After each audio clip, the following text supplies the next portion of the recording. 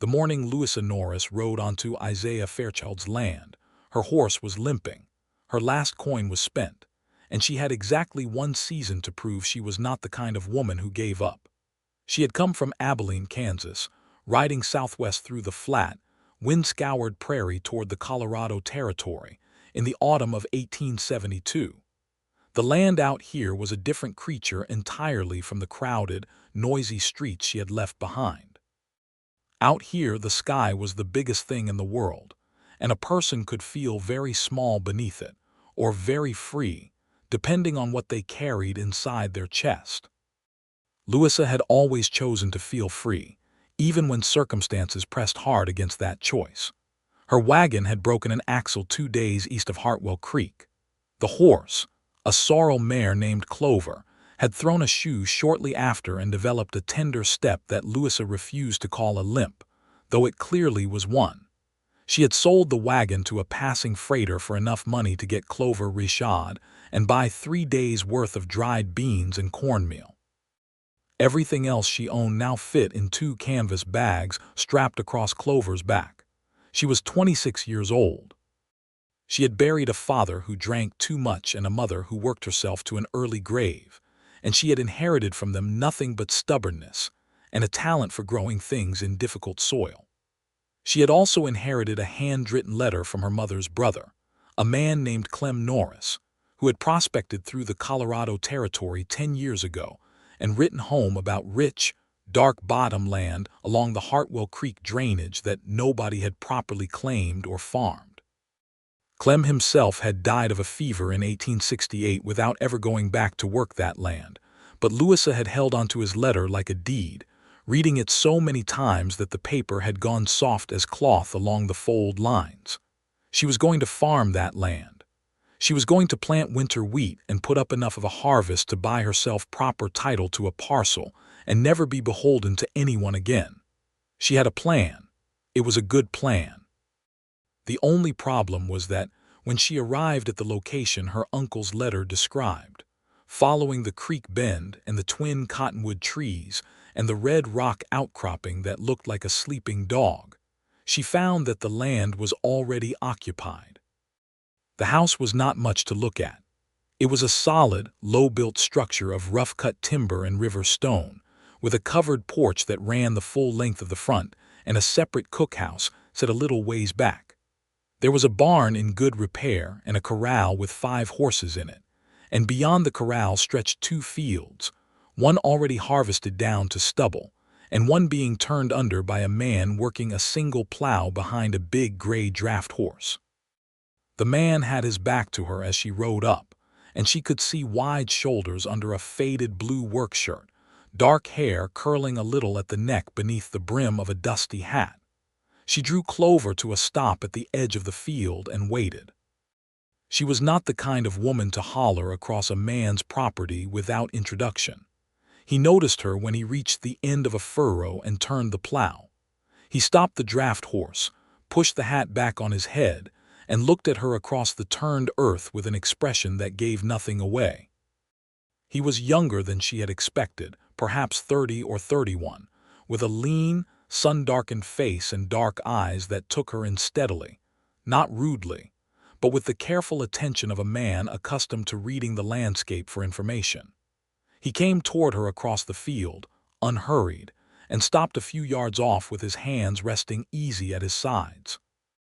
Up close she could see that his face had good bones and a mouth that looked like it knew how to be firm and how to be kind, though at the moment it was being careful. He had a small scar along his jaw that had healed clean. "You need something, ma'am," he said.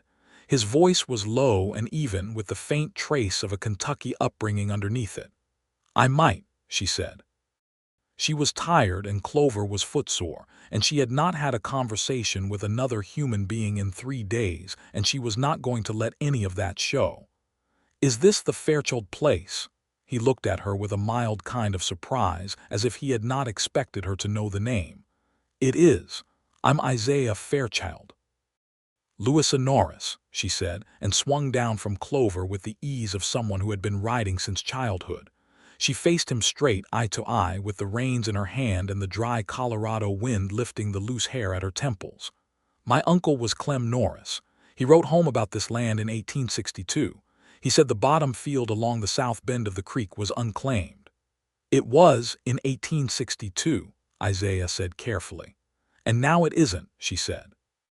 It was not a question and there was no accusation in it. She was simply cataloging facts. I filed on this section in 1869, he said, under the Homestead Act. I've been proving it up for 3 years. She looked past him at the fields, at the barn, at the house with its solid stone chimney. He had worked hard. She could see it in every line of the place. She looked back at him. What about the south field? The one your uncle described, the one below the second creek bend. There's no fence on it. Isaiah was quiet for a moment. He had the air of a man who thought before he spoke and meant what he said when he got there. I haven't run fence on the south bottom yet. I was getting to it. But you haven't planted it. No. How many acres? He studied her for a long moment. About 40. It's good ground. I was planning to put winter rye on it next year. Louisa reached into her coat and took out a folded piece of paper. It was not her uncle's letter. It was a document she had drawn up herself in Abilene, neat and precise, in the careful copperplate handwriting her mother had insisted she learn. She had spent 2 evenings on it by lamplight in the boarding house before she left, crossing things out and starting over until she had it right. I want to propose an arrangement, she said, and held the paper out to him. He took it. He read it slowly, and she watched his face while he did. His expression shifted in small ways as he read, something moving behind his eyes that she could not quite name. The document was an offer to lease the south bottom field for 1 agricultural season, spring planting through fall harvest. She would provide her own labor. She would pay him a fair share of whatever crop she produced. She would not make any permanent claim to the land, would not interfere with his operation, and would vacate at the end of the season with no argument. She had written it in the language of a legal agreement because she wanted him to understand that she was serious, not desperate, and that she had thought it through. He finished reading. He folded the paper along its original creases and held it back out to her. She took it. "Why?" he said. She looked at him steadily. "Because I need to prove to myself that I can make a go of farming before I sink everything into buying my own land. Because 40 acres of bottom soil along a good creek is exactly what winter wheat needs. Because I have seed and I have tools and I have more farming knowledge than most men twice my age, and I intend to use it. And because," she added, because she had never been able to stop herself from honesty when she got going, "I have exactly nowhere else to go right now, and your south bottom field is the best piece of uncultivated ground I have seen in 6 weeks of traveling." Isaiah Fairchild looked at her for a long time. The wind moved through the cottonwood trees along the creek and made a dry whispering sound. Behind her, Clover snorted softly and dropped her head to nose at the turned earth. "Come have some coffee," he said at last, "and we'll talk about it properly." She followed him to the house, leading Clover, and he did not offer to take the horse's reins from her, which she appreciated. He understood that she was not fragile. She tied Clover to the porch rail and sat down in one of the 2 chairs there while he went inside. She could hear him moving around, the chunk of wood going into the stove, the sound of water being poured. The afternoon sun was dropping toward the red bluffs to the west, and the air smelled of turned earth and dry grass and something faintly sweet that might have been sage. He came back with 2 tin mugs and sat in the other chair. He had left his hat inside, and without it she could see that his dark hair was thick and a little overgrown, as if he cut it himself and not very often. He handed her a mug and she wrapped both hands around it, grateful for the warmth. "You made that agreement yourself," he said. "That document? I did. You know something about law. I know something about making things clear so there's no misunderstanding later," she said. "I've found that most trouble between people comes from things that weren't said plainly at the beginning." He nodded slowly. "That's true." He drank his coffee. "What crop?" "Winter wheat. I have seed. I bought it in Abilene from a man who'd grown it successfully in eastern Colorado. I want to get it in the ground by mid-October so it can establish before the freeze. That's 3 weeks from now." I know, I need an answer quickly. He looked out at the land, at the long amber light lying across his fields and the dark line of the creek trees in the distance. She watched him think, and said nothing more because she had said everything that needed saying. "I'll tell you what," he said at last, and turned to look at her directly. "You can have the use of that south bottom for the one season. I won't charge you a percentage. You keep your harvest." She opened her mouth. "I know what you're going to say," he went on, and there was the faintest trace of something that might become a smile at the corner of his mouth. "You'll say that's not what the arrangement states and you want it to be fair. Here's my thinking. I was going to let that ground sit another year before I put anything on it. Whatever you grow, there is pure gain for both of us. You take your profit, you buy your own land, we both come out ahead. That's fair." She considered this.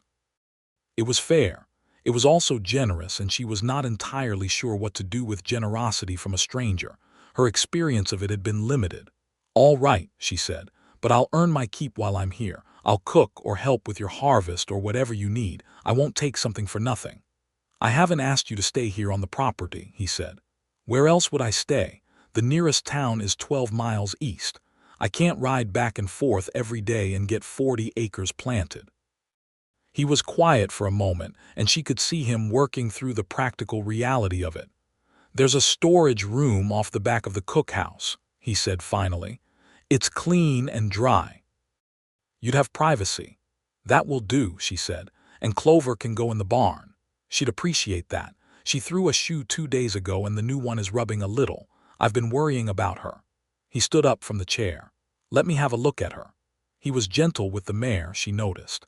He ran his hand down Clover's foreleg with a sure, easy touch that the horse accepted without flinching, and he examined the new shoe with the knowing eye of a man who had shod his own horses for years. "It's sitting a little forward," he said. "I can fix that tonight if you want. You're a farrier as well." He glanced up at her with a flicker of dry humor. "Out here you're whatever you need to be." She almost smiled. She was not ready to do so yet, but the impulse was there. She tucked it away and helped him lead Clover to the barn instead. His name was Isaiah Fairchild, and in the 3 years since he had filed his homestead claim, he had lived on that land entirely alone. He had been born in Louisville, Kentucky, in 1841, the second son of a tobacco farmer who had strong opinions about how things ought to be done and very little patience for sons who had different opinions. He and his father had not spoken in 4 years.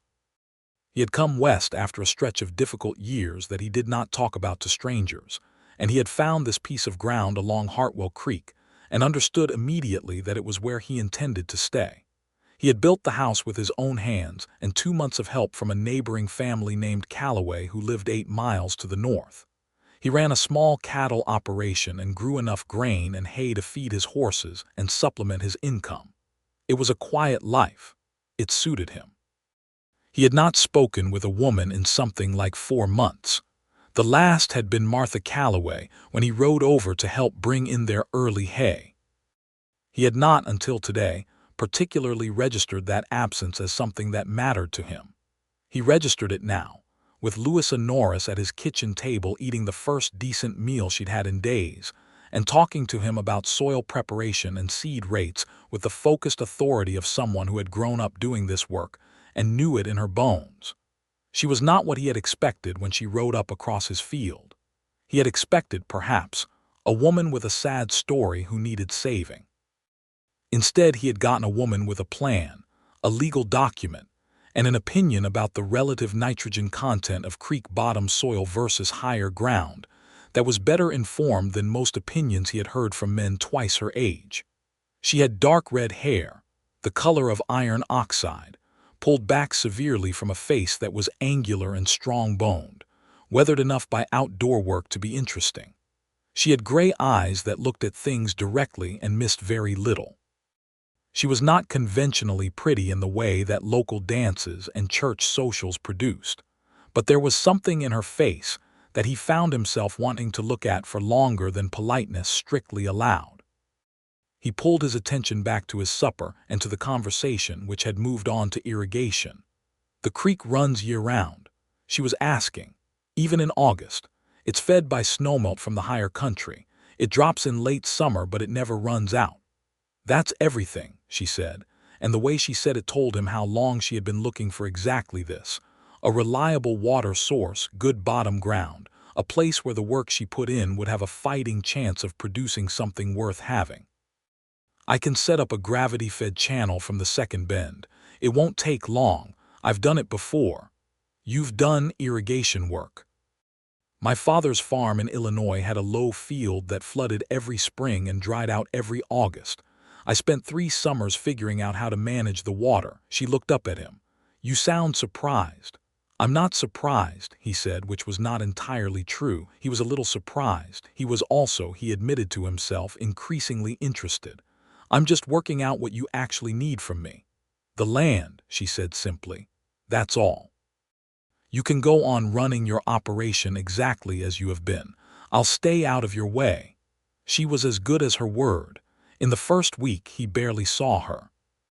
She rose before he did, and by the time he came out in the morning, she was already in the south bottom field, working the ground with a mattock and a borrowed cultivating plow that she had somehow rigged to fit Clover's harness with the ingenuity of someone who had spent a lifetime making do with what was available. She broke the soil in careful, straight lines, working from dawn until the light gave out, and she came in at the end of each day with her arms aching and her face dark with dust, and a quiet, contained satisfaction about her that reminded him of the way the land looked at the end of a good day of work, changed and better for it. She cooked in the evenings. She had said she would earn her keep, and she was serious about it. She produced meals of startling quality from very simple ingredients. The dried beans and cornmeal she had brought with her supplemented by whatever was in his larder. She made cornbread without complaining that there was no butter. She made a bean soup with wild onions she found along the creek bank that was the best thing he had eaten since his neighbor Agnes Calloway had brought a Christmas ham the previous year. He ate it and said so, and she looked pleased in the manner of someone who was not accustomed to compliments and didn't quite know what to do with them, but appreciated them nonetheless. They ate together on the porch in the evenings because the weather was still warm enough, and because it was natural too, without either of them making any great decision about it. They talked. He found that he had things to say that he had not said to anyone in a long time, not from loneliness exactly, but from a shortage of conversation that could match his own pace and interest. She talked about farming the way a preacher talked about something sacred, with knowledge and passion and an attention to detail that commanded respect. He talked about the land, his plans for it, the cattle operation he was slowly building. She asked good questions. He asked her about Illinois, about her family, about what had finally put her on the road west. She told him about her parents. She told it plainly, without self-pity, which he thought was the bravest way to tell a hard story. Her father had been a kind man when sober and a miserable and sometimes frightening one when drunk, which had been more often than not. Her mother had kept the farm running through sheer relentless effort and had worn herself out by 50 and been gone by 52. Louisa had stayed 2 years after her mother's death, paying down the farm's debts with the harvest, and then had sold the property and used the money to get herself west. Why west? He asked. She looked out at the dark shapes of the bluffs against the last light. Because there's still room here, she said. Room to be something new. In Illinois, everyone knew who my family was and what my circumstances were and had already decided what I was going to do with the rest of my life. Come west and nobody knows anything about you. You're just what you do. He understood that completely. He had come west for the same reason, though his story was different in its specifics. He did not tell her the specifics that first week. Some things needed time to be the right size before you could hand them to another person. The seed went into the ground in the 2nd and 3rd week of October, planted in careful rows with a precision that he watched with frank admiration. She moved along the rows with a seed drill she had fashioned from materials in his barn with his permission and his assistance and her very definite ideas, and she worked with an efficiency that he recognized as the product of long practice. She was not fast because she was careless. She was fast because she had learned from years of labor exactly how each motion needed to go. He helped her. He told himself at first that he was helping because the irrigation channel she was digging required more labor than one person could reasonably manage, and that was true. But he was also there because being near her felt like standing next to something important that he did not want to be away from, and he had enough honesty with himself to know it. They worked together on the irrigation channel for 3 days straight, digging a narrow trench from the creek's second bend along the contour of the field's upper edge. She knew exactly what she was doing. He followed her lead and asked questions that she answered in the practical, unsentimental language of someone who thought in terms of slope and flow rate and soil permeability. By the end of the 3rd day, they had something that worked, a thin, steady channel of creek water flowing along the top of the field and feeding down through the sown rows in a gentle, even distribution that made him shake his head a little in admiration. "You've been thinking about this your whole life," he said. She was standing at the upper end of the channel, watching the water move. Her face was flushed from the cold air and the exertion, and she had mud up to her elbows. "Since I was about 12, she admitted. "My mother said I was more interested in where the water went than in anything else on the farm." She wasn't wrong. Louisa looked at him then, and for just a moment something in her face opened up like a window, brief and bright, and he caught a glimpse of something underneath the practical competence and the careful self-containment, something that wanted very much to be seen. Then it was gone, and she was looking back at her irrigation channel and talking about adjusting the inflow rate, and he drew a slow breath and turned back to work. November came in cold and clear, with frost every night and enough warmth midday to keep the wheat seedlings pushing up through the dark soil in their careful rows. He watched them with the proprietary interest of a man who knew good farming when he saw it, even though they were not his crop. She went out to the south bottom every morning and walked the rows and checked the soil and made small adjustments to the irrigation flow as the creek began to drop with the onset of winter. She kept a notebook, writing in it each evening at the kitchen table by lamplight, small neat notations about growth rates and soil moisture and weather conditions. He found himself glancing at it sometimes when he passed, not to read it, just to see the evidence of her careful attention. His nearest neighbors, the Calloway family, came by on a Saturday in mid-November. There were 4 of them: Thomas Calloway, a big, slow-spoken man who had come out from Missouri, his wife Agnes, who was sharp-eyed and kind, their son Will, who was 20 and painfully aware of Louisa from the moment he saw her, and their daughter Ruth, who was 16 and mostly interested in the horses. Agnes Calloway looked at Louisa with the frank, evaluating eye of a frontier woman who needed to know exactly what kind of person she was dealing with and had no time for pretense. Louisa looked back with the same quality of attention. They sized each other up in about 30 seconds and arrived, apparently, at mutual respect, because after that they sat together at the kitchen table and talked, while Thomas and Isaiah discussed cattle prices and Will tried unsuccessfully to engage Louisa in conversation about anything at all. Later, when the Calloways had gone, Isaiah was in the barn checking on the horses, and Louisa came in to see to Clover, and he said, without quite planning to, "Well, Calloway is quite taken with you." She made a sound that was not quite a laugh. "He's a sweet boy. He's not much younger than you. He's 20. That's younger than me by 6 years, and it's a bigger difference than the numbers suggest." She ran a brush along Clover's neck with long, easy strokes. "He hasn't had to make any hard choices yet. You can see it in his face. Everything is still simple for him. There's nothing wrong with that. It's just that I don't know how to talk to that anymore." He was quiet for a moment, doing something with the gray draft horse's bridle that did not strictly require as much attention as he was giving it. "What kind of choices?" he said. "The kind you make when there's nobody else to make them," she said. "When it's just you and what needs doing, and you have to find out whether you're going to do it or not." She paused.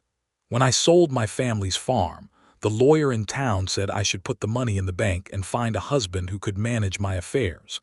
He said a woman alone didn't have any business trying to start over in new country. She did not say this with anger. She said it with the tone of someone reporting a natural phenomenon, the same tone she might use to describe a late frost. I thanked him very politely and put the money in my boot and bought my horse. Isaiah looked across the barn at her. In the lantern light she was all warm amber and shadow, working over clover with that steady, unhurried care, and something in his chest moved in a way he had not felt in a very long time. "He was wrong," Isaiah said. She looked up. "The lawyer. He was wrong about you." She looked at him for a long moment and then looked back at the horse. "I know he was," she said quietly. "I just needed someone else to say it." Winter settled in around them like a familiar thing, and the wheat in the south bottom sat under a thin crust of ice and snow and waited, alive below the surface, as winter wheat does, patient and persistent, biding its time until the world turned warm enough to let it grow. The trouble started in December, and it started with a man named Dale Runyon. Runyon ran cattle on the open range east of the Fairchild place, on a vast spread that had grown over the years through a combination of hard work and methods that not everyone in the county approved of. He had been pressuring Isaiah for 2 years about the South Bottom field, specifically about water rights to the creek. He wanted to run a cattle watering point along the second bend, which was exactly the location of Louis's irrigation channel, and he had made it clear through a series of unsubtle conversations that he considered Isaiah's refusal to negotiate on this point an inconvenience he intended to resolve. He rode in on a cold December morning with 2 of his ranch hands, big quiet men who stood back and let their presence do the speaking while Runyon himself talked.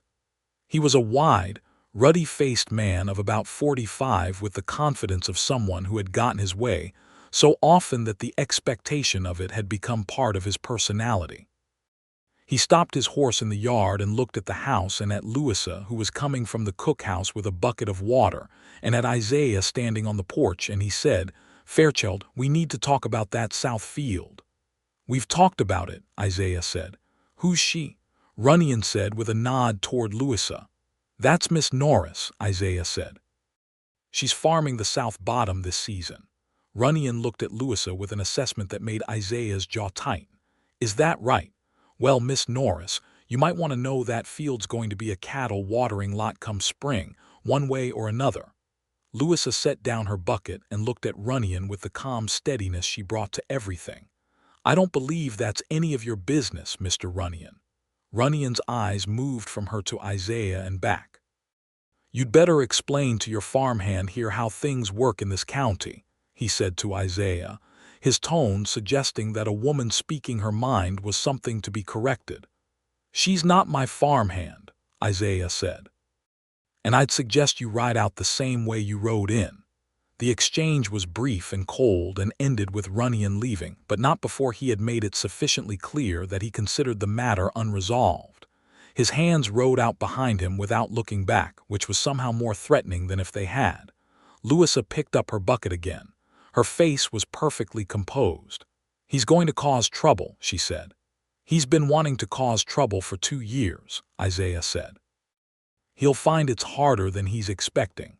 She looked at him sideways, and for the first time there was something in her expression that was not purely practical, something that trusted. "He's the kind of man who's used to women and property going where he points them," she said quietly. "He's going to have to get used to disappointment then," Isaiah said. In the weeks that followed, Runyon sent men to check the South Bottom fence lines twice, and on one occasion Isaiah found a section of the creek bank near the second bend disturbed, as if someone had been working to divert the water. He repaired it with Louisa's guidance. She was the one who noticed that the disturbance was calculated to interfere specifically with her irrigation setup, not just random cattle damage. She said nothing angry about it. She simply fixed it and made the channel more robust and went back to her other work. He found himself thinking about the way she did things. the way she approached problems. She had no illusions about how difficult things were, but she also had no habit of dwelling on difficulty once the response to it was clear. She reminded him of the land itself in that way, practical and patient and more resilient than it looked. He told her about his father in January, by the fire one evening when the snow was piling against the windows, and the world outside had shrunk to the radius of lamplight. He told it carefully, the way he told anything personal, in the order it happened without editorializing, but she was a good listener, and she heard the things underneath the careful telling. She heard about the younger son who had his own ideas and a father who had no patience for ideas that weren't his, about leaving. About the years between Kentucky and Colorado that he had walked through in a way that did not feel like living, until he found this land and built this house, and started to recognize himself again. She did not say that she was sorry, which he appreciated because he was not asking for that. She said, "It takes a certain kind of courage to know what you need and go after it even when the people who are supposed to know better tell you you're wrong." "Is that what it is?" he said. "That's what I'm choosing to call it," she said, and he heard the same description applied to herself in that, and recognized that she was offering him company in the thing rather than just observation, and that this was the most intimate thing anyone had said to him in years. He got up and put more wood on the fire, and they sat in silence for a while, the comfortable silence of two people who had stopped needing to fill the space between them with noise. The wheat came up strong in March, pushing through the last of the snow with that stubborn early spring energy that makes a farmer believe in things.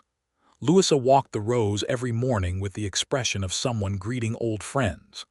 Isaiah walked them with her on the weekends and listened to her talk about what she was seeing, the leaf color, the stem thickness, the spacing, and she pointed things out with the particular enthusiasm of someone who loved the subject too much to be modest about it.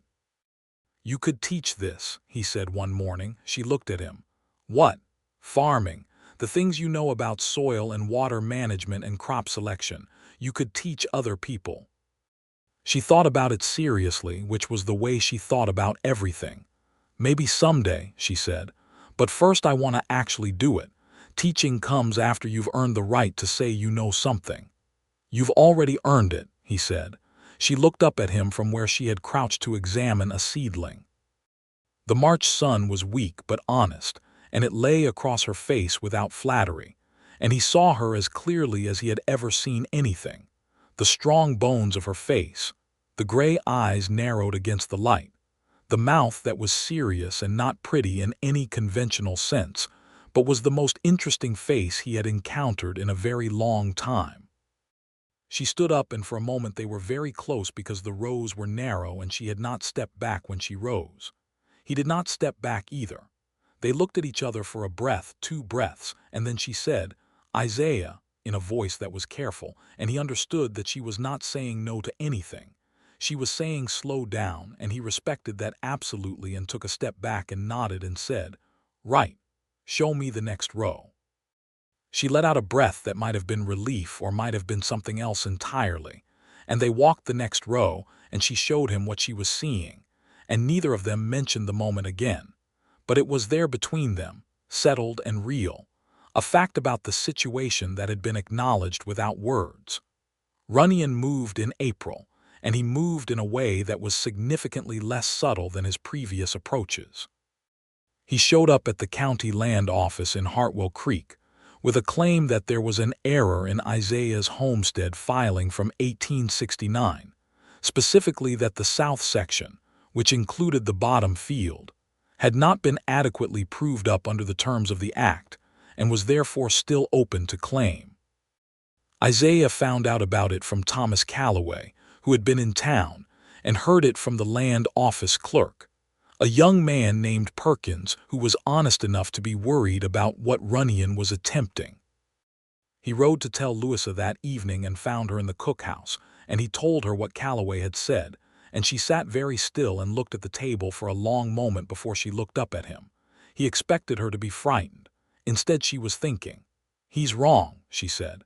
Your filing from 1869 would include that south section if you can show 3 years of improvement. What improvements did you make on that section? I ran water to it from the creek, he said. I broke the first 6 inches of soil. I built a secondary fence line along the east boundary. Do you have records of when you did these things? I kept a work journal. I've kept it since I arrived. Her face shifted. Get it, she said. They spent 3 hours that evening going through his work journal together, she with her finger on the page and he reading aloud. And she was building something in her head as he read, a structure of dates and activities that would demonstrate continuous improvement of the south section over the 3-year period. When they were done, she had a list in her careful handwriting that was, he recognized, essentially a legal brief. This is going to be all right, she said, and she was not saying it to reassure him. She was saying it because she had looked at the evidence and arrived at a conclusion. They rode to Hartwell Creek together 2 days later and presented the documentation to the land office. The county clerk, Perkins, was visibly relieved. He spent an hour going through the records with them, and at the end confirmed that the filing was solid and that Runnion's challenge had no basis in fact or law. Walking out of the land office into the bright April sunshine, Isaiah stopped on the boardwalk and looked at Louisa and said, "Thank you." She shook her head. "It was your record-keeping that did it. I just helped you organize it. You knew what to do when I didn't," he said. "That counts for something." She looked at him, and this time she did not close the window in her face. She let it stay open for a moment, and he could see the real her looking back at him, the person who was not performing competence or independence but simply was those things and also, underneath them, somebody who was very tired of carrying everything alone. "Isaiah," she said. "Yes." "I don't know what to do with you," she said, and it was the most honest thing she had said to him yet. He almost laughed.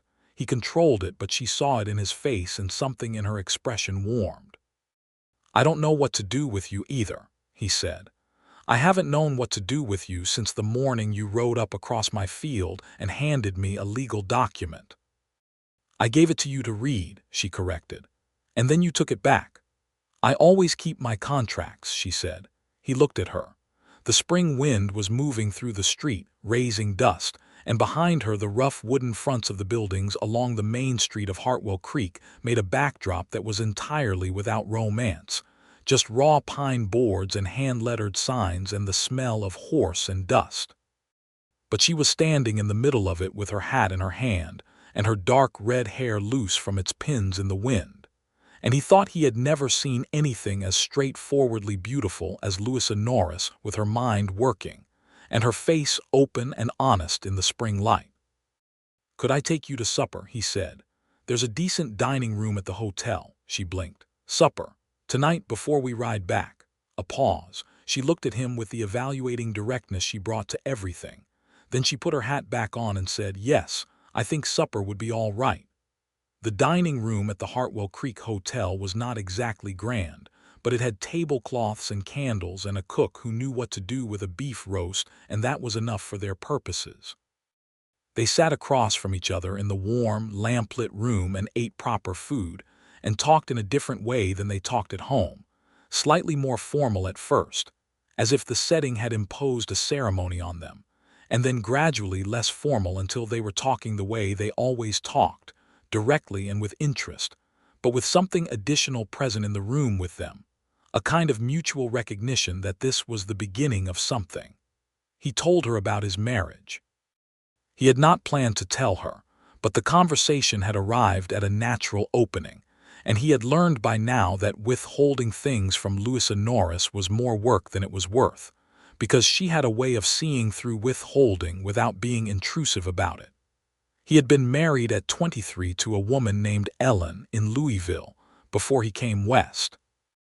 Ellen had been gentle and lovely and completely unsuited to the life he wanted, which he had not understood clearly enough at 23 to see before they married. She had died in 1866 in childbirth along with the child, a fact that still lived in him like a stone in a boot, always there, not always painful but never quite absent either. Louisa listened without interrupting. When he was done she was quiet for a moment and then she said, I'm glad you told me. I should have told you earlier. You told me when it was ready to be told, she said. That's when things should be told. They rode home in the dark with lanterns swinging from their saddle horns, and the night was full of stars, the Colorado sky doing its best and most extravagant version of itself, and they rode side by side and talked very little, but the silence was the best kind of silence, full rather than empty.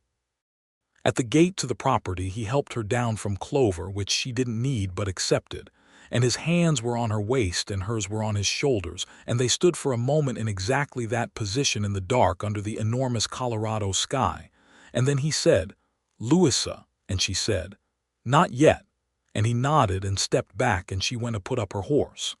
"Not yet." He held those words and turned them over and found that they were hope. May made the South Bottom field spectacular. The winter wheat rose green and dense and strong, row upon row of it catching the morning light and making it something alive. She walked it every morning still, but there was less worry in it now and more pure pleasure. He walked it with her when he could, and he had started to understand what she saw when she looked at it. Not just a crop, but a proof of something. A statement in the language of green growing things that said, "I was here and I worked and something came of it." They had fallen into patterns. She cooked 3 nights a week and he cooked 2, this being the arrangement they had arrived at without discussing it much, and the remaining 2 nights they cooked together, which was something he liked very much without being entirely sure why. She was efficient in a kitchen, and he was not bad himself, having had 4 years of his own cooking to practice on, and they moved around each other in the small space with the particular ease of 2 people who have learned each other's physical language, who knows when to step left and who reaches past whom for what. On a Saturday afternoon in late May, he was working the post rail fence on the east side of the corral when she came and leaned on the rail and watched him work, and after a while she said, "Isaiah, I need to ask you something." He kept working. "Go ahead." "What did you mean when you told Runyon I wasn't your farmhand?" He paused and looked at her. She was watching him with her steady gray eyes, and he could not tell from her expression what she wanted the answer to be, only that she wanted it to be honest. "I meant that I don't think of you that way," he said carefully. "How do you think of me?" He set down the hammer and turned to face her fully. She was 2 feet away, the post between them, and the late May sun was in her hair, and he said what was true because he had never been able to tell her anything else. "I think of you as the most important person on this property," he said. "I think of you as the best person I know. I think of you as someone I would very much like to have stay here after the season ends." She was very still. "That's not what the arrangement says," she said quietly. "I know. I'm asking you to consider a different arrangement." She looked at him for a long time, and he let her look, not adding anything, not pushing, just standing in the afternoon light and being as honestly himself as he knew how. "I came here to prove I could do something on my own," she said. "That was the whole point. Everything I've done since I left Illinois has been about proving that. If I stay here, if I change the plan, does that mean I didn't prove it?" "You've already proved it," he said. "You proved it the first week. You proved it completely. The question now isn't whether you can do it alone. The question is whether doing it alone is still what you want." She made a sound that was not quite a laugh and not quite a sigh, something that contained both. "You make it sound so simple." "It's not simple," he said, "but it might be clear." She looked at the field, at the green rows of wheat moving in the warm spring wind. Then she looked back at him. "Let me think," she said. "Take all the time you need," he said, and meant it, and picked up his hammer and went back to work. And after a while she went back to her irrigation channel, and they worked in the same field in the warm afternoon, and neither of them said anything more, but everything that had been said was still present, hanging in the air between them like the smell of new growth. June was warm and dry, and the wheat grew with the single-minded intensity of a thing that knew what it was supposed to do and was doing it. She was at the field before he was awake some mornings, and he would look out his bedroom window and see her small figure moving between the rows in the early golden light, and feel something in his chest that he had not felt in a very long time. Not loneliness departing, but something replacing it. Something warm and specific and directed. He rode to Hartwell Creek in the second week of June and had a conversation with the county surveyor. The surveyor was a thin, meticulous man named Aldrich who knew the land records of the county better than anyone, and he confirmed what Isaiah had begun to look into over the past several weeks. There was a 40-acre parcel about 3 miles northeast of the Fairchild property that had just come open under the Homestead Act. Good ground, some of it bottom land, with access to a seasonal creek and possibilities for a serious farming operation. He rode home with that information, and he did not mention it to Louisa yet, because he was not sure what it meant or what he wanted it to mean, and he needed to be sure before he opened that particular door. The trouble with Runyon came to a head in early July in a way that none of them had anticipated. On a hot July afternoon, 2 of Runyon's hands rode through the south bottom while Louisa was working there, riding through the wheat deliberately, slowly, leaving a line of crushed plants through the middle of the field. She watched them do it from the upper end, standing absolutely still until they had ridden through and out the other side. And then she went to the damage and looked at it carefully, and then she walked to the main house and found Isaiah. She told him what happened in the factual, sequential way she told everything, and he heard her through, and when she was done he was quiet for a moment, and then he said, "Come with me." They rode to Runyon's place together, arriving in the late afternoon with the sun still high enough to make it clear this was not a social call. Runyon came out of his house when he heard the horses, and 2 of his hands drifted over from the barn, and Isaiah sat his horse in the yard and said, plainly, "Your men rode through Miss Norris's wheat today." Runyon spread his hands. "Open range is open range. The south bottom field is fenced on 3 sides," Isaiah said. "You know that." Fence post had fallen. Boys didn't notice they'd crossed a line.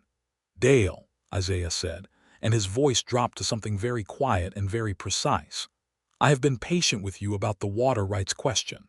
I have been patient with you about the land office business. I'm going to be very clear with you now. If any person or animal from your operation damages that field again, I will take the matter to the circuit judge in Colorado City, and I will lay out every instance of harassment over the past 2 years in detail. I have documentation. Miss Norris has a very good memory and a sharper mind than yours or mine put together, and she will be an exceptionally credible witness." Runyon looked from Isaiah to Louisa.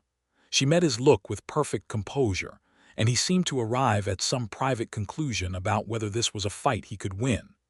"Keep your fences up, Fairchild," he said, and went back inside.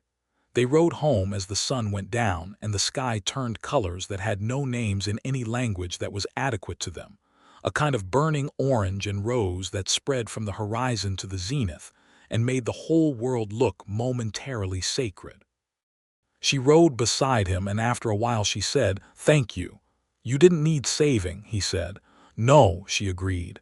"But it's different when someone stands beside you instead of standing back." He looked at her. She was looking at the sunset. The colors were moving across her face. "Louisa," he said, "yes. I've been thinking about that parcel northeast of my property." She turned to look at him. 40 acres, good ground, comes open next month under the Homestead Act." He paused. "You could file on it. It would be yours. You could build something there starting next year." She was quiet. "It's what you wanted," he said. "Your own land, proving you could do it on your own. You'd have your harvest money from this season and a solid start." "Why are you telling me this?" she said, and her voice was careful. "Because it's what you said you wanted, and I know where it is, and I'd rather you have it than anyone else." He paused again. "And because if you were 3 miles northeast of here instead of in Illinois or Kansas or somewhere I couldn't get to you, I would be able to come and see you, often, if you were willing." She looked at him for a long moment with the sunset behind them turning everything gold. "That's a very practical declaration," she said. "I'm a practical man." "You are," she said slowly. "But you're also more than that." He said nothing because she was thinking, and he knew to let her think. If I file on that parcel, she said, and build something there, it will take 3 years to prove it up. In 3 years, things might look very different. They might, he said, or they might look exactly the same. They might, he said again. She straightened in the saddle and looked ahead at the land that was his but that she had been tending for 7 months now as if it were her own, and at the sky above it, and at the dark line of the creek trees in the distance. Let me get my harvest in first, she said. Then we'll talk. All right, he said, and they rode the rest of the way home in the gorgeous dying light without needing to say anything more. The harvest came in mid-August. She had watched the wheat turn from green to gold over the course of July with the close attention of someone who knew exactly what they were looking for, checking the grain in the heads daily in the last 2 weeks, rubbing it between her fingers, tasting it, learning its readiness through the accumulated knowledge of a lifetime of farming. When she said it was time, it was time. He helped her. He did not ask whether she wanted help. He appeared in the South Bottom field on the first morning of harvest with a cradle scythe, and an expression that said he was there and that was that. And she looked at him for a moment, and then nodded and picked up her own scythe, and they began. They worked for 4 days, from first light to last, cutting and bundling and stacking the wheat in shocks across the field with the focused, physical intensity of work that demands everything from the body and simplifies the mind to a single clear purpose. Thomas Calloway came with his son Will on the 3rd day, responding to Isaiah's earlier request, and between the 4 of them the cutting was done by evening of the 4th day. She stood at the edge of the harvested field on that last evening and looked across it at the amber stubble and the golden shocks standing in rows in the fading light. And Isaiah came and stood beside her, and neither of them spoke for a long time. He could see her face in profile, and what was on it was the particular quality of a person who has done what they set out to do and is standing inside that fact, feeling its full weight and reality. She turned to him. Her eyes were bright. I did it, she said, and her voice was completely level, which told him that the brightness was as much controlled as felt. You did, he said. I actually did it. I know. She looked back at the field, a long breath. I never let myself be sure until it was done. I never let myself believe it was going to work, not once in 10 months. And now, she looked at him, now I believe it. He reached out and took her hand where it hung at her side, and she let him, and they stood there at the edge of her harvest in the evening light, and she turned her hand in his so their fingers were properly linked, and the gesture was so simple and so complete that it seemed to settle something in the air around them. When they finally walked back toward the house, she did not let go of his hand, and he did not let go of hers. The thrashing took another week, and she negotiated the sale of the grain in Hartwell Creek through the grain merchant there, a slow-moving man named Pierce, who had the habit of paying women less than he paid men for the same quality of product, and who found, to his considerable surprise, that Louisa Norris had done her research on current grain prices, and was prepared to have a very informed conversation about them, until he arrived at a number that was fair. She came out with enough money to stake a serious filing on a homestead claim. On the evening after the sale, she and Isaiah sat on the porch as they had sat so many evenings through the year, in the 2 chairs that had become their chairs, with coffee that had long since become a ritual rather than just a habit, and the late summer air was warm and still, and the creek made its steady, quiet sound in the darkness beyond the cottonwoods. She said, Isaiah, yes, you asked me to consider staying, back in May. You said a different arrangement. He waited because she was working towards something and he knew better than to interrupt her working. And then you told me about the parcel northeast of here, which was very generous. It was information, he said. It was generous information, she said, and there was a warmth in her voice that had been present for months but was more present now, less guarded. You were giving me every possible option. You were making sure I had room. You needed room, he said simply. I did, she said. I still do. I need to know that I'm choosing something, not just doing what someone else wanted. Does that make sense? It makes complete sense, he said. She looked at him, and in the darkness her face was lit partly by the lamplight through the window and partly by the rising moon, and both lights were kind to her, making her look both strong and, for the first time in his knowing of her, a little bit soft. "I filed on that northeast parcel today," she said. "After I sold the grain, I went to the land office and I filed the claim." He felt something shift in his chest. He kept his face still. "Good," he said. "That's good, Louisa." "It is," she said. "It's mine. 40 acres of good land that is going to be mine." She paused. "And I want you to know something." "What?" "Filing on that land was the bravest thing I have done since I left Illinois," she said. "And I did it because of this year. Because of what you gave me, which wasn't just the use of the South Bottom. It was the chance to see that I could do it. Without that I wouldn't have had the confidence to believe I deserved my own land. So, I wanted you to know that." He looked at her for a long moment. The moon was fully up now and the world was silver and still. "I'm glad," he said. "For what it's worth, I think you were always the kind of person who deserved it. You just needed to find out that was true." She smiled.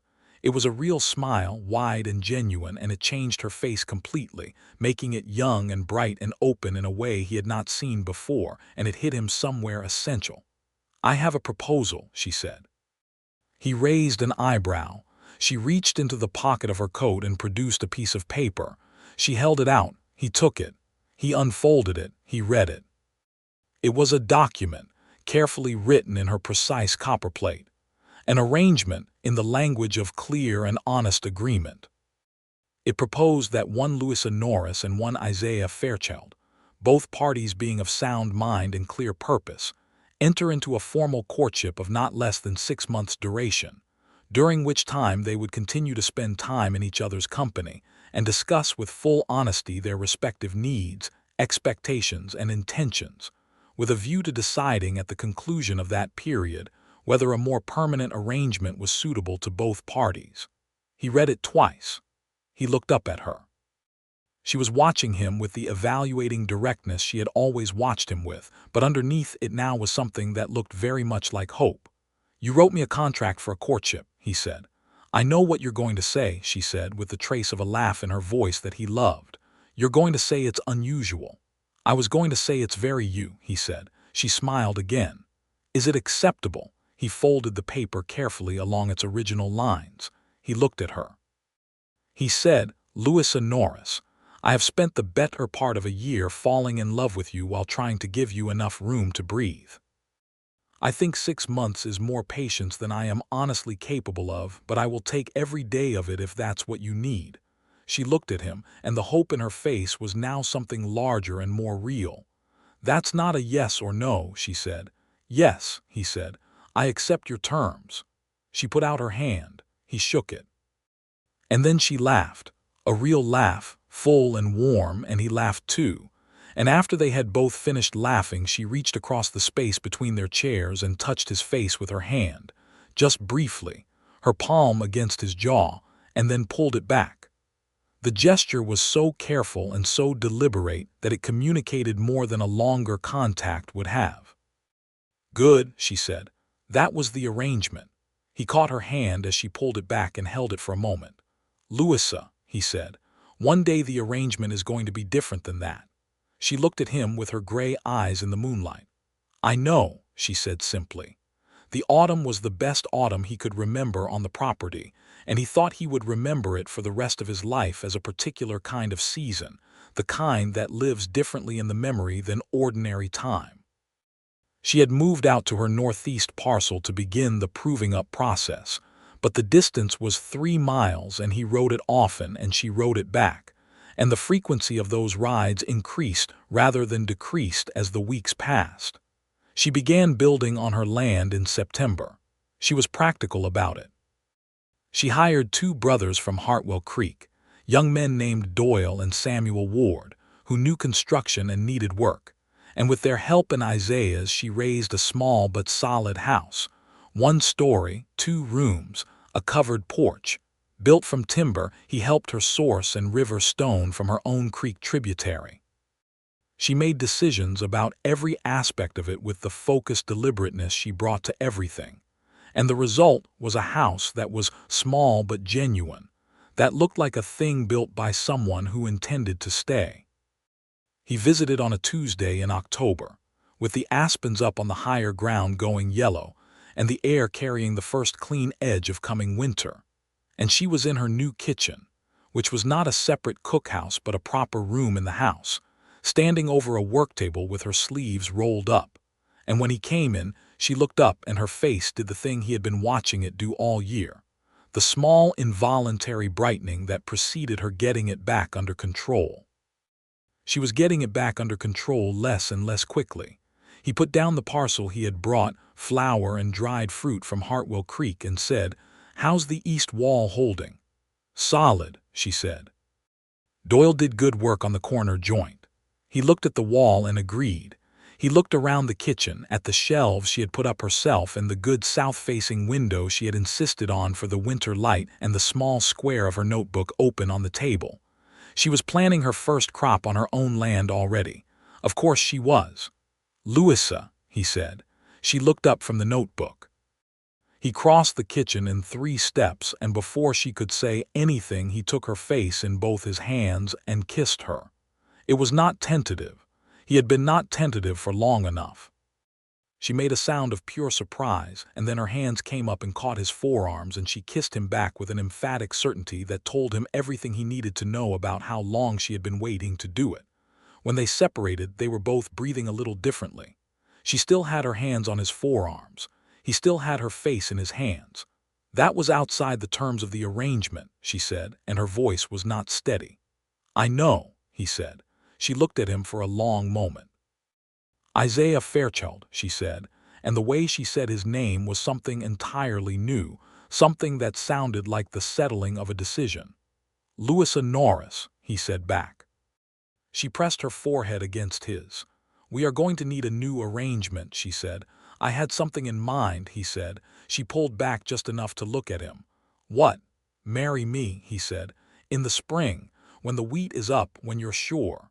She looked at him for the longest time. Outside the window, the aspens were moving in the autumn wind, gold and bright against the blue sky, and the air smelled of new wood and wood smoke, and the particular clean coldness of an October morning in the Colorado Territory. She looked at him the way she looked at land she was considering, with full attention and honest assessment, and he let her look. "I'm sure now," she said. He felt the words go through him like warm light. "You are." "I've been sure for longer than I wanted to admit," she said. "I just needed to know the land was mine first. That was the real arrangement. Everything else was negotiable." He kissed her again, and this time there was no surprise in it, only the warmth of 2 people arriving at the same place after a long and necessary journey. They were married on a Saturday in April of 1874 in the small church in Hartwell Creek, which was packed entirely full despite the short notice of the announcement, because the county had been watching the 2 of them with considerable interest since the previous autumn and was invested in the outcome. Agnes Calloway stood as Louisa's witness, and Thomas Calloway stood with Isaiah, and young Will Calloway looked heartbroken for approximately 45 minutes before Agnes privately told him to straighten up because there were 3 eligible young women in the next county who needed to be introduced to a decent young man, and this brisk practical intervention appeared to help. The ceremony was simple and direct. They wrote their own vows, because Louisa had views about saying things you actually meant rather than things that were beautiful but not quite true, and their vows were honest rather than ornate, but they were absolutely real, and the congregation felt that reality in the way you feel the difference between a thing said and a thing meant. She wore a dress of dark blue wool because that was what she had, and because the color suited her better than white, and she wore her dark red hair loose from its usual severity. And Isaiah, who had seen her every day for the better part of a year, thought in the moment she walked to him that he had never actually seen her before, not fully, and that he was going to spend the rest of his life discovering that he had not yet seen her fully again and again. He said that to her that night. She looked at him for a moment and then said, "That may be the most romantic thing you have ever said."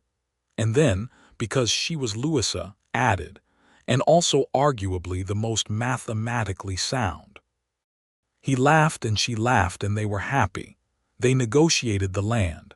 This was not romantic, but it was important. She kept her 40-acre parcel. She had filed on it, she had proved it, it was hers and it was going to stay hers. He kept his original homestead.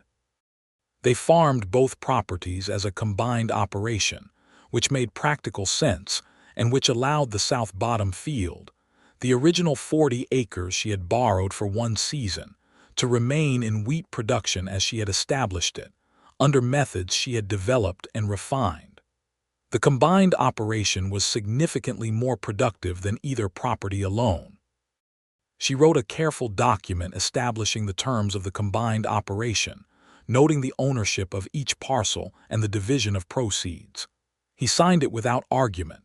She kept one copy and he kept one copy, and she also made a third copy for the county record's office, because she was Louisa Norris Fairchild, and she had learned that things said plainly at the beginning save trouble later. Dale Runyon did not trouble them again. He sold a significant portion of his range holdings in 1874 to a cattle consortium based in Denver and relocated, and the county was generally relieved at his departure. The water rights question on Hartwell Creek was formally resolved in the summer of 1874 through the County Water Board, which established a fair allocation plan for all riparian landowners, a plan that Louisa had argued for in a public meeting, with the same intelligent preparation she brought to everything, and that had been adopted substantially as she had proposed it. Agnes Calloway came to call in the late summer of 1874 with a bottle of elderberry wine and the information that she was carrying her fourth child. Louisa sat with her on the porch and they talked for 3 hours in the comfortable, honest way of women who have learned to trust each other, and after Agnes left, Louisa sat alone for a while and thought about things she had not yet said aloud to anyone. She told Isaiah that night over supper in the direct way she told everything. She was expecting a child. She was not sure of the timing yet. She was healthy and she was not frightened. She was, she said, cautiously glad. He looked at her across the table, and something in his face was so nakedly, carefully joyful that she reached across and put her hand on his, and they sat like that for a long time. Their son was born in April of 1875. In the same week that the winter wheat in the South Bottom field was coming up, and the aspens on the higher country were finally budding green. He was born early in the morning when the light was coming in through the south-facing window of the house on the Fairchild property, where Louisa had moved for the final weeks of her pregnancy, because Agnes Calloway and the midwife from Hartwell Creek, a steady, capable woman named Mrs. Hale, had both agreed it was sensible to be closer to help. Isaiah was there for the whole of it. He held her hand through the long hours and said very little because she did not need words. She needed his presence, and he understood that distinction completely. The boy was healthy and loud from the first moment, with a fine dark fuzz of hair on his head and his father's dark eyes already, or so Agnes Calloway declared with the authority of a woman who had delivered 4 of her own. They named him Samuel Clem Fairchild, the middle name for Louisa's uncle, whose letter had sent her west and whose memory she carried with the quiet loyalty she gave to all her dead. She was back in the fields within 6 weeks, which concerned Isaiah somewhat and delighted Agnes Calloway not at all. But Louisa had a practicality about her own body that was not recklessness but competence, and she knew the difference between what she needed and what others thought she needed.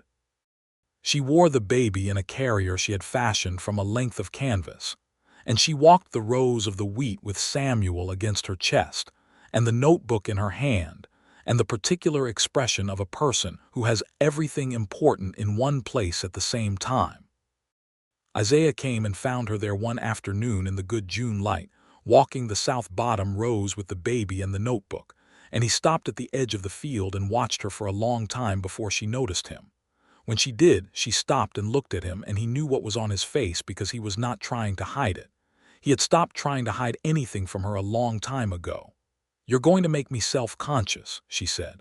"No, I won't," he said. "You've never been self-conscious in your life."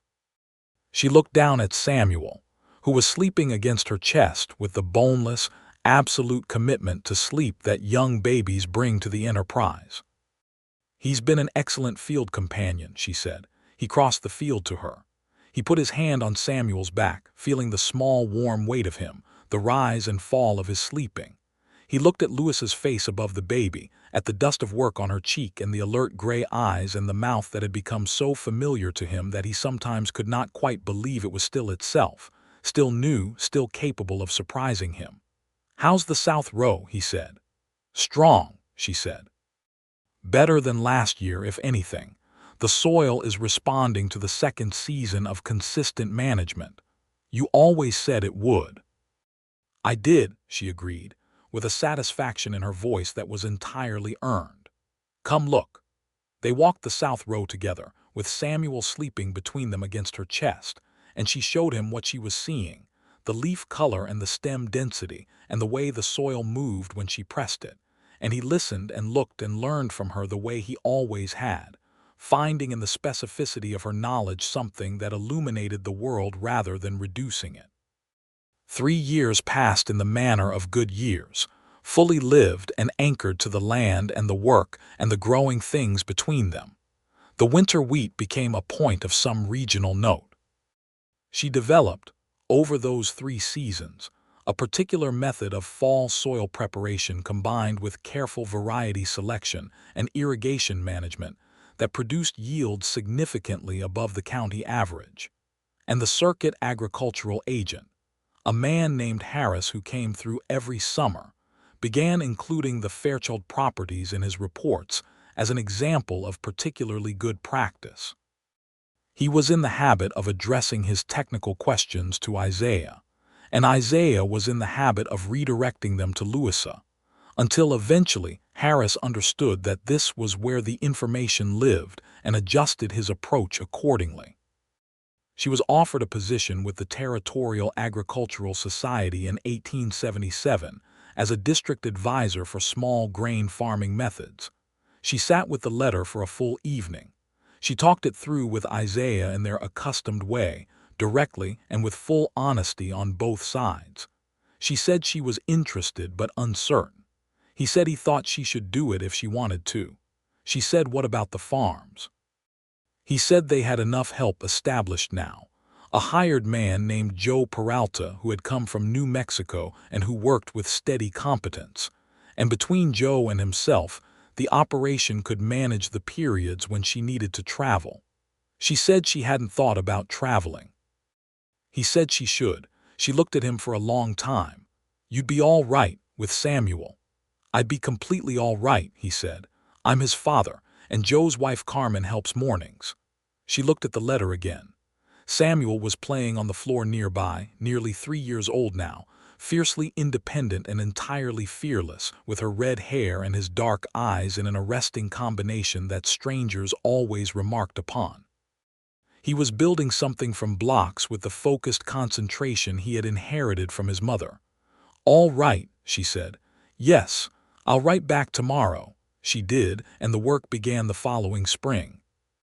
She was away perhaps 1 week in 5, riding to other properties in the district, talking to farmers about soil and water and crop selection with the authority of someone who had done it herself and could show the results. She was not always welcomed immediately. This was 1877 in the Colorado Territory, and a woman speaking with professional authority about farming to men who had been doing it for years was sometimes an unwelcome novelty.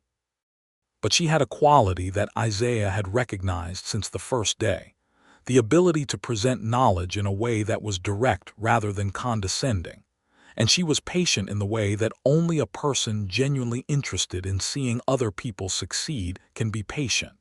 And one by one, the farmers in her district started listening. She came home from every trip and told Isaiah everything she had seen, the different soil types and water situations and problems she had been asked to help with. And he listened with the full attention he had always given her because he was genuinely interested, and because her enthusiasm for this work was one of the things he loved best about her. Their daughter was born in 1878, on a cold January morning when the snow was deep and the world was white and still. She was smaller than Samuel had been, dark-haired where her brother was red, and she arrived into the world with a quietness that was entirely deceptive. They named her Ellen Martha, the first name for Isaiah's first wife, gently, as an honoring, because Louisa had suggested it herself, and because it seemed right to her that old grief should be held with care rather than buried.